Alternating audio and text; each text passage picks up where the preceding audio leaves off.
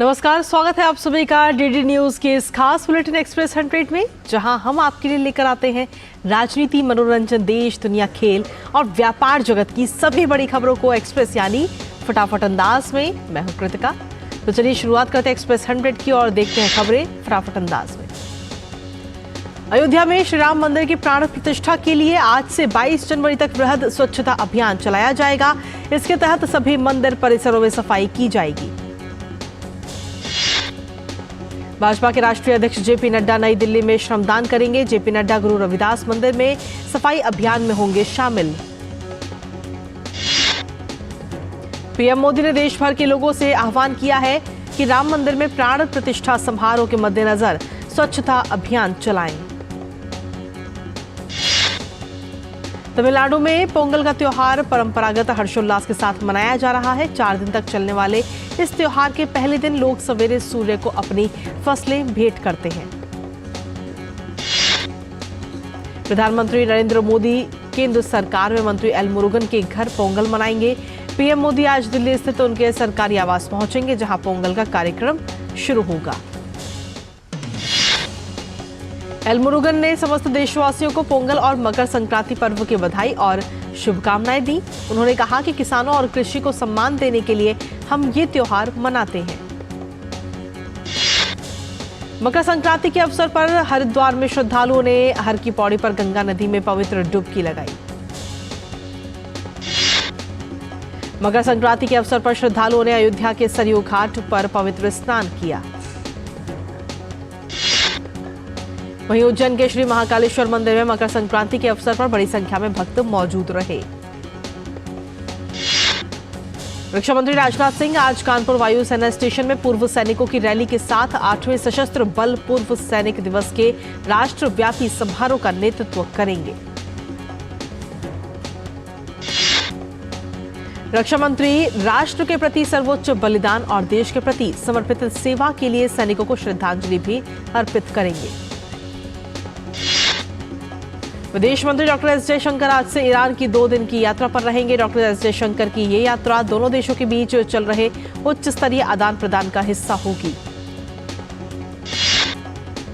यात्रा के दौरान डॉक्टर एस जयशंकर ईरान के विदेश मंत्री डॉक्टर हुसैन अमीर अब्दुल्लाहियन से मुलाकात करेंगे और द्विपक्षीय, क्षेत्रीय और अंतर्राष्ट्रीय मुद्दों पर विचार विमर्श करेंगे।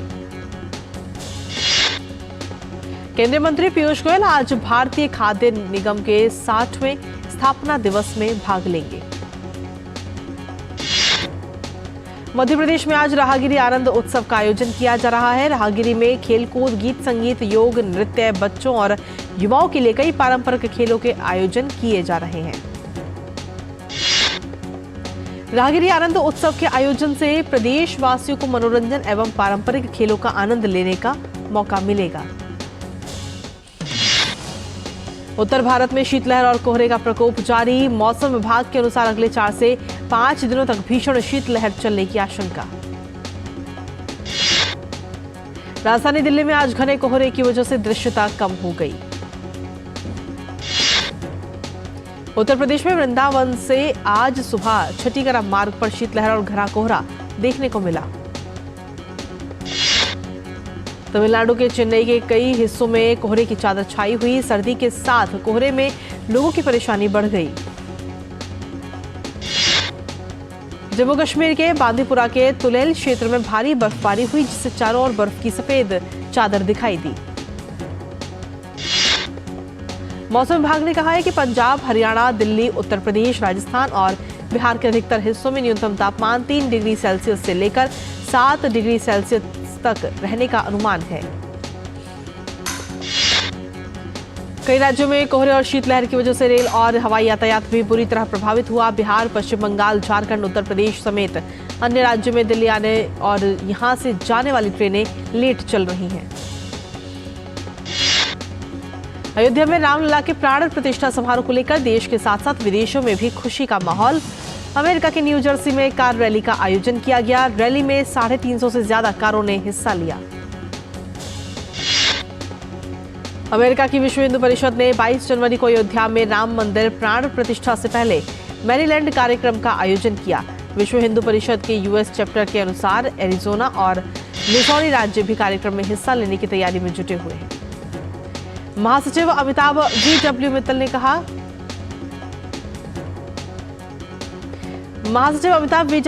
ने कहा कि हिंदू अमेरिकी आयोजन में भाग लेने के लिए उत्साहित और खुश हैं। अयोध्या राम मंदिर पर उद्धव ठाकरे ने कहा कि ये खुशी का क्षण है कि मंदिर का निर्माण हो रहा है। उन्होंने कहा कि हम 22 जनवरी को गोदावरी नदी के तट पर आरती करेंगे। मुस्लिम राष्ट्रीय मंच ने कहा कि 74% मुस्लिम अयोध्या में राम मंदिर के निर्माण से खुश हैं और नरेंद्र मोदी को भारत का सबसे सफल प्रधानमंत्री भी मानते हैं। सर्वेक्षण के अनुसार असंख्य मुस्लिम चाहते हैं कि इस्लाम के नाम पर राजनीति कर रहे उलेमाओं, मौलानाओं और विपक्षी नेताओं का पूरी तरह से बहिष्कार किया जाना चाहिए। आयुष्मान भारत प्रधानमंत्री जन आरोग्य योजना के अंतर्गत लाभार्थियों को 30 करोड़ से ज्यादा आयुष्मान कार्ड जारी किए गए। आयुष्मान भारत प्रधानमंत्री जन आरोग्य योजना गरीब परिवारों को वार्षिक तौर पर 5 लाख रुपए का स्वास्थ्य बीमा प्रदान करती है। भारतीय अंतर्राष्ट्रीय विज्ञान महोत्सव इस माह की 17 तारीख से हरियाणा के फरीदाबाद में शुरू होगा। महोत्सव का प्राथमिक उद्देश्य विज्ञान की दुनिया को सभी की पहुंच में लाना है। ये महोत्सव 20 जनवरी तक चलेगा। दिल्ली शराब घोटाले से जुड़े मनी लॉन्ड्रिंग मामले में पूछताछ के लिए ईडी ने लगातार मुख्यमंत्री अरविंद केजरीवाल को समन जारी किया है। अरविंद केजरीवाल को चौथी बार समन जारी किया गया। दिल्ली बीजेपी अध्यक्ष वीरेंद्र सचदेवा ने कहा कि हर बार दिल्ली के मुख्यमंत्री अरविंद केजरीवाल जांच से भाग रहे हैं क्योंकि वो सवालों के जवाब देने से डरते हैं। बीजेपी प्रवक्ता शहजाद पूनावाला ने अरविंद केजरीवाल पर हमला बोला। शहजाद पूनावाला ने कहा कि अरविंद केजरीवाल पिछले 3 समन से पेश न होने का बहाना बना रहे हैं। ईडी द्वारा केजरीवाल को समन जारी करने पर कांग्रेस नेता संदीप दीक्षित ने कहा कि केजरीवाल को ईडी के सामने पेश होना चाहिए।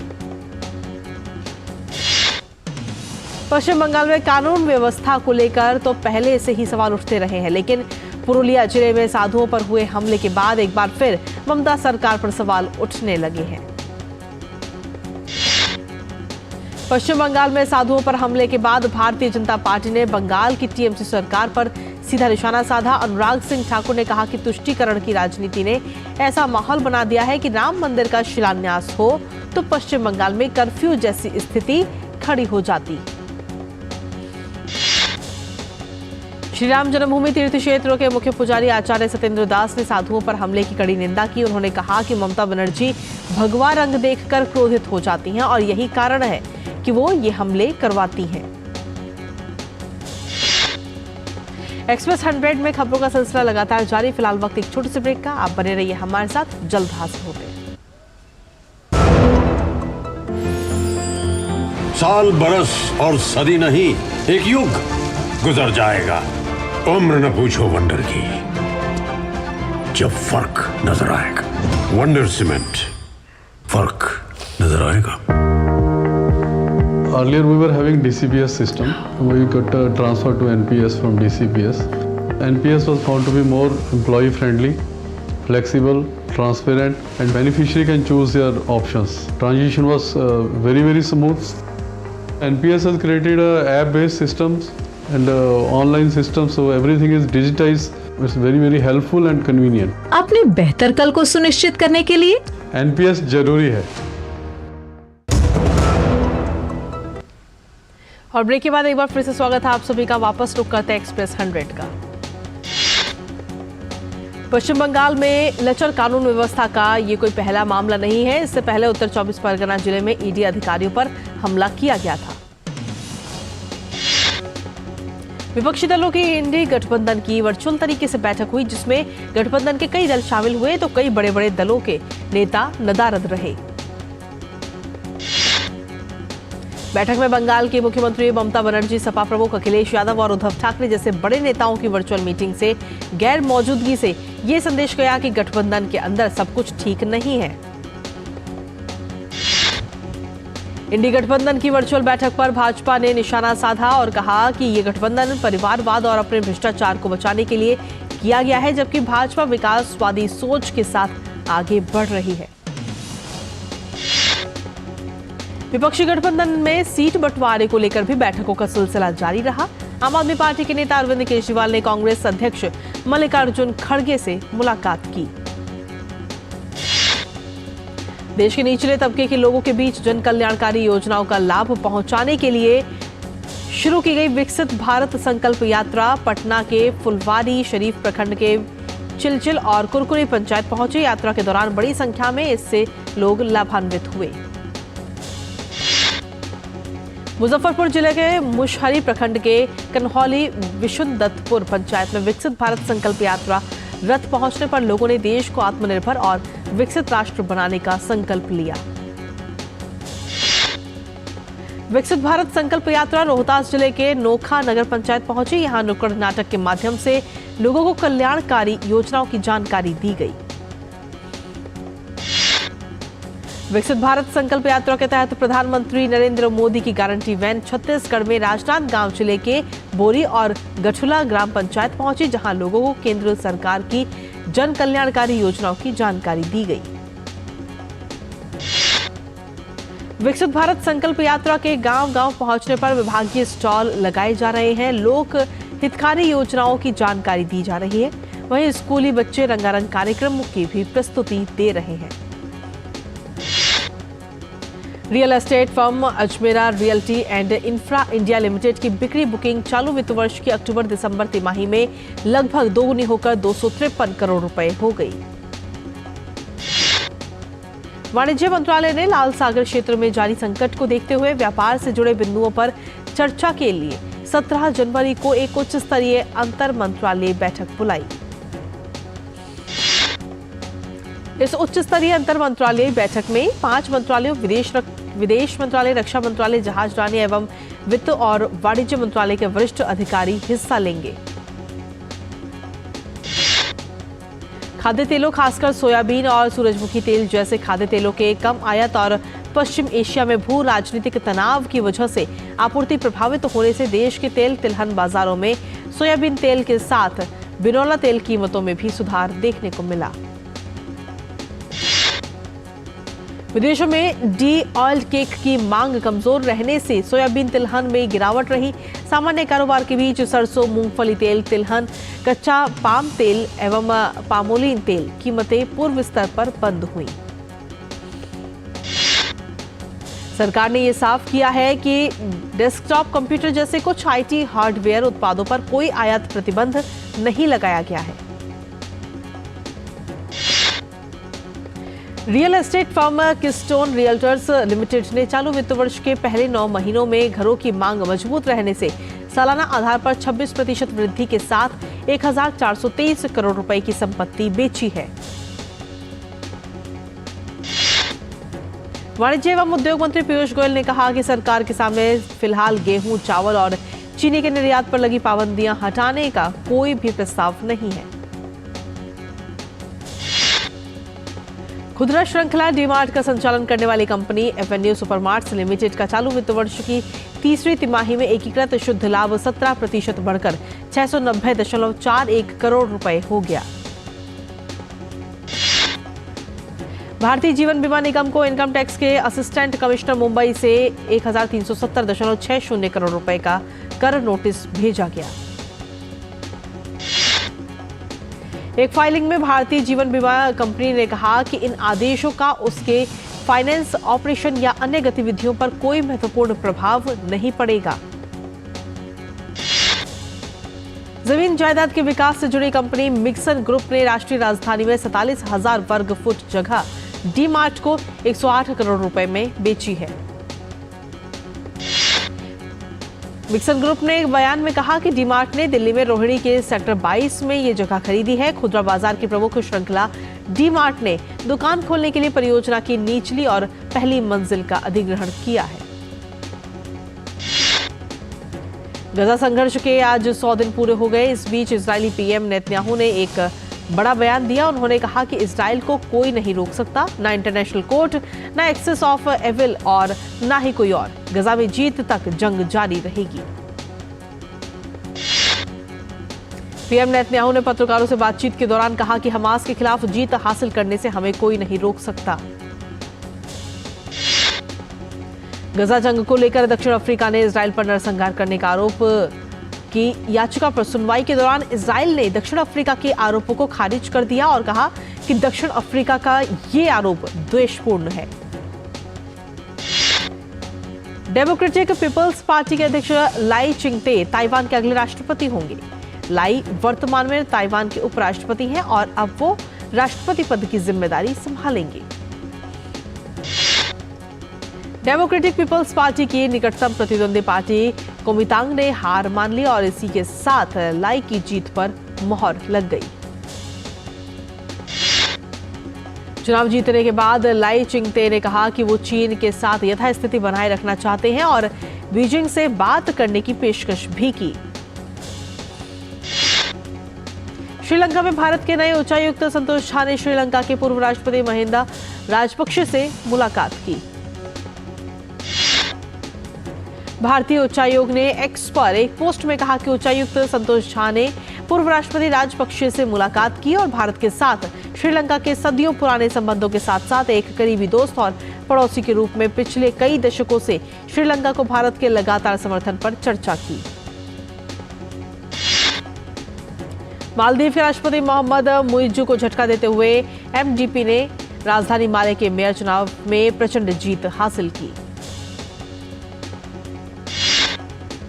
एमडीपी उम्मीदवार आदम अजीम को माले का नया मेयर चुना गया। ये पद हाल तक मुइज्जू के पास था। मुइज्जू ने पिछले साल राष्ट्रपति चुनाव लड़ने के लिए पद से इस्तीफा दे दिया था। पाकिस्तान की पीटीआई पार्टी के अध्यक्ष गौहर अली खान ने दावा किया कि कुछ नकाबपोश लोग उनके घर में घुस गए और उनके परिवार के सदस्यों पर हमला किया। पाकिस्तान के उच्चतम न्यायालय ने कहा कि जेल में बंद पूर्व प्रधानमंत्री इमरान खान की पार्टी पीटीआई के अध्यक्ष के चुनाव के दौरान पार्टी संविधान के उल्लंघन की बात साबित हुई। ब्रिटेन के गृह सचिव पद से पिछले साल बर्खास्त की गई सुएला ब्रेवरमैन ने प्रधानमंत्री ऋषि सुनक पर निशाना साधते हुए कहा कि अगले सप्ताह संसद में आने वाला रवांडा सुरक्षा विधेयक उपयोगी साबित नहीं होगा। न्यूजीलैंड की पूर्व प्रधानमंत्री जेसिंडा अर्डर्न एक निजी समारोह में अपने लंबे समय के साथी क्लार्क गिफोर्ड के साथ शादी के बंधन में बंध गई। उनकी सगाई लगभग 5 साल पहले हुई थी और कोविड महामारी के चलते विवाह में देरी हुई। उत्तर पश्चिमी कोलंबिया में भारी बारिश हुई। बारिश के बाद इलाके का एक व्यस्त राजमार्ग पर भूस्खलन से कम 34 लोगों की मौत हो गई और दर्जनों लोग घायल हो गए। बचावकर्मी जीवित बचे लोगों को निकालने की कोशिश कर रहे हैं। कोलंबिया के अधिकारियों ने एक बयान में कहा कि जुमा के दोपहर को हुए भूस्खलन ने प्रशांत प्रांत चोको में क्विब्जो और मेडिलिन शहरों को जोड़ने वाली एक सड़क को अपनी चपेट में ले लिया। कोलंबियाई उपराष्ट्रपति फ्रांसिया मार्केज ने घटना पर दुख जताया। कोलंबिया से बचाव दल को घायल लोगों की तलाश के लिए घटना स्थल पर भेजा गया। और खबरों का सिलसिला लगातार जारी। फिलहाल वक्त एक छोटे से ब्रेक का, आप बने रहिए हमारे साथ। साल बरस और सदी नहीं, एक युग गुजर जाएगा। उम्र न पूछो वंडर की, जब फर्क नजर आएगा।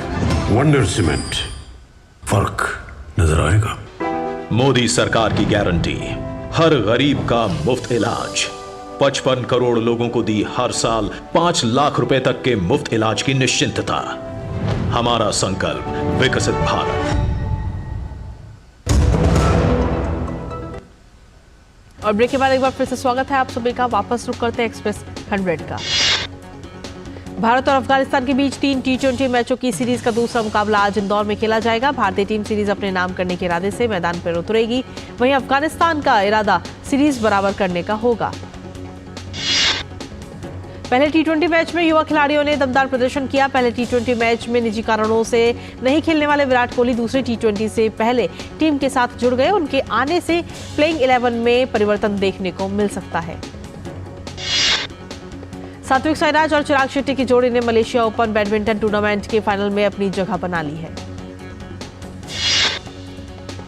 टूर्नामेंट के सेमीफाइनल में भारतीय जोड़ी ने कोरिया के कांग मिन ह्यूक और सियो सेउंग जे की जोड़ी को 21-18, 22-20 के अंतर से हराकर फाइनल में प्रवेश किया।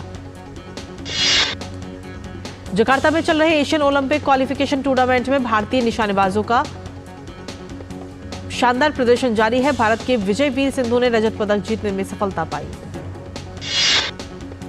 विजयवीर ने 25 metre rapid fire pistol event में ये रजत पदक अपने नाम किया। इसी के साथ विजयवीर ने एक ओलंपिक कोटा भी हासिल कर लिया। साल के पहले ग्रैंड स्लैम ऑस्ट्रेलिया ओपन की आज से शुरुआत होने जा रही है। ऑस्ट्रेलिया ओपन में पुरुष एकल में गत विजेता सर्बिया के नोवाक जोकोविच खिताब के सबसे बड़े दावेदार होंगे। उन्हें कार्लोस अल्कारेज और डेनियल मेदवेदेव से चुनौती मिल सकती है। महिला एकल में शीर्ष वरीयता प्राप्त ईगा श्वांतेक को खिताब का दावेदार माना जा रहा है। इसके अलावा सबालेंका और रायबाकिना भी खिताब की दावेदारों में शामिल हैं। एलेजांड्रो टेबिलो ने अपना शानदार प्रदर्शन जारी रखते हुए टारो डेनियल को सीधे सेटों में हराकर ATP Auckland classic tennis tournament का खिताब जीत लिया है। टेबिलो ने डेनियल को फाइनल में 6-3, 7-5 से पराजित करके अपने करियर का पहला एटीपी खिताब जीता। अमेरिका की दूसरी वरीयता प्राप्त एम्मा नवारो ने होबार्ट इंटरनेशनल टेनिस टूर्नामेंट का खिताब जीत लिया। चेक गणराज्य के जिरी लेहका ने एडिलेड इंटरनेशनल टेनिस प्रतियोगिता का खिताब अपने नाम कर लिया। बॉक्स ऑफिस पर शानदार प्रदर्शन के बाद Ranbir Kapoor starrer film animal OTT पर भी दर्शकों के मनोरंजन के लिए तैयार है। रिपोर्ट्स की माने तो फिल्म को 26 जनवरी को नेटफ्लिक्स पर प्रसारित किया जाएगा। गिप्पी ग्रेवाल अभिनीत पंजाबी फिल्म वार्निंग 2 का ट्रेलर जारी हो गया।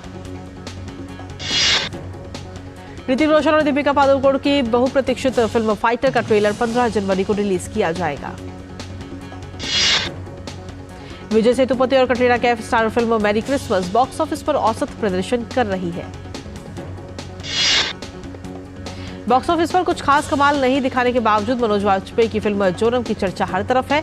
अब इस फिल्म ने बहुत बड़ी उपलब्धि हासिल करते हुए एकेडमी लाइब्रेरी में अपनी जगह बनाई है। विक्रांत मैसी अभिनीत और विनोद चोपड़ा निर्देशित फिल्म 12वीं फेल को दुनिया भर में दर्शकों से शानदार प्रतिक्रिया मिल रही है। तापसी पन्नू ने अपनी आगामी फिल्म फिर आई हसीन दिलरुबा की शूटिंग पूरी कर ली है। और क्रिकेट की दुनिया में दादा के नाम से मशहूर सौरव गांगुली की जिंदगी पर बन रही फिल्म की चर्चा जोरों पर है। रिपोर्ट्स की माने तो इस फिल्म में आयुष्मान खुराना दादा की मुख्य भूमिका में नजर आ सकते हैं। और इसी के साथ फिलहाल एक्सप्रेस न्यूज में इतना ही। हमें दीजिए इजाजत। नमस्कार।